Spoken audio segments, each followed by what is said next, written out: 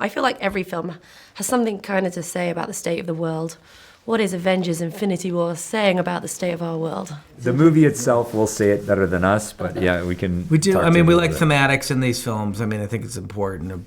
Winter Soldier was about the surveillance state and the dangers of the surveillance state. Now we're looking at Cambridge Analytica and Facebook and data corruption and psyops and information wars and going, oh my God, there really was a problem there. I think that this film in particular, because we like thematics that tie into current issues, is about what does it cost to be a hero in a very complicated world, and does the value of doing what's right outweigh the cost? I think that is very prevalent on our minds as individuals and global citizens, and I think that we try to take things that are important to us and infuse them into the storytelling. Joss Whedon said after he made Age of Ultron, kind of broke him. Yeah. You guys broken? You okay? Okay. We're still kicking. Yeah, we're okay. I mean, I think because there were two of us, it was a very different experience for us, and it's a lot.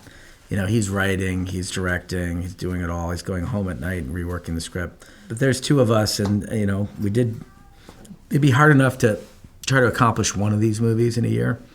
We did two of them, but I think because we'd done two prior Marvel films, we have a system in place. We work with the same crew. We have a great support system. We have an incredible VFX team that's been working with us on all four movies. Our DP has been with us for all four films. So we've developed a shorthand where I think we can move efficiently now through the material. So another thing that Whedon said about Thanos, said he found he struggled to make him relatable. I mean, how have you gone about trying to achieve that? I mean, I know you can't tell us too much, but Sure. How did you approach it? Well, that was our whole jumping off point with the story, because we knew the character has only been so lightly teased so far that, I think we began our whole process in thinking about these movies like, who is Thanos really? And where can we take him? And what can we do with him? And I think realizing that he was like the touchstone that would connect every single element of the MCU led us to start to think about him as the central character of this movie. And so we were, I think we really filled him out on a very complex level. He's one of our favorite characters that we've worked with thus far in the MCU. And Josh Brolin is such an amazing actor. He brought an amazing performance, amazing complexity to it. But he's a very complex character in the same way that we like our heroes to be complex. We like our villains to be complex. They're not wholly evil. There is a dimension to him that is altruistic, that actually he has an intelligence. And he believes that what he's doing is going to be good for people, even though his means of achieving it are sociopathic. So anyway, yeah, he's a very central figure for us in the story. There's Ant-Man and the Wasp and Captain Marvel, I believe, are coming out in That's between. right. So how much conversations were you having with the directors, the filmmakers of those films, and how much did that affect whether, character inclusions that you were going to have? Like, you don't know, obviously you can't tell us details of narrative, but like, how much does that affect, and how much are you working together to create maybe a more cohesive narrative so it feels like the phase? Yeah, I mean, the way that Marvel does it, which is great, is everybody kind of stays out of everybody else's hair, but we have good lines of communication to one another. So, for instance, when we were working on our film, Ryan Coogler and Taika Waititi were filming their movies. And as you know, movies evolve and change. So we stayed in constant communication with Ryan and Taika just about what direction they were taking the characters in, so that when they came into our film, which was chronologically going to happen after theirs, we knew what the essence of what the characters were, if there were any new characters that we could work with out of each world. Same with with those directors, that they would come spend time on our set and then get an idea of where we were going with Infinity War, and then that would allow them then to craft their own stories. Again, that keeps personal authorship and keeps it personal to them. And that's basically how we do it. I'm a massive fan of the Civil War comic book, the one Mark Millar did. What you have with this film is like the sheer amount of like heroes.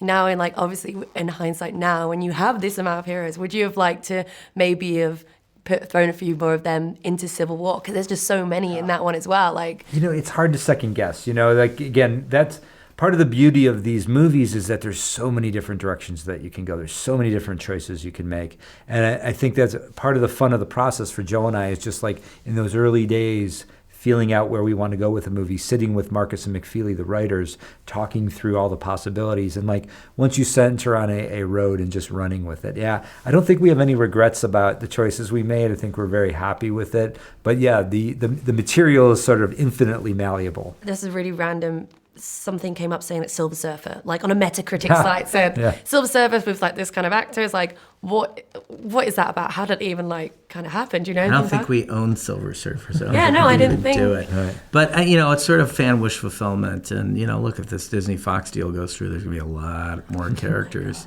Yeah. coming in the Marvel universe. So some of those crazy fan theories may come true. It was going to be Infinity War Part 1 and 2, but you've said these feel very different and very separate movies. Yeah. You know, is it going to end on a cliffhanger? Like, are we going to be like, oh, dun dun dun, like... No, I mean it's a complete story. You know, it's got a beginning, a middle, and an end, and the next movie has a beginning, a middle, and an end. In the same way that Civil War handed off to Infinity War will hand off to the next movie. So, you know, it's serialized storytelling without question. So there is going to be a correlation narratively, but we really wanted to make two distinct movies. We weren't interested in making one long film and getting out the scissors and cutting it in half. And it's just, we don't find that a satisfying, you know, cinematic experience. So this is a complete story. That's a complete story, and they're very different movies.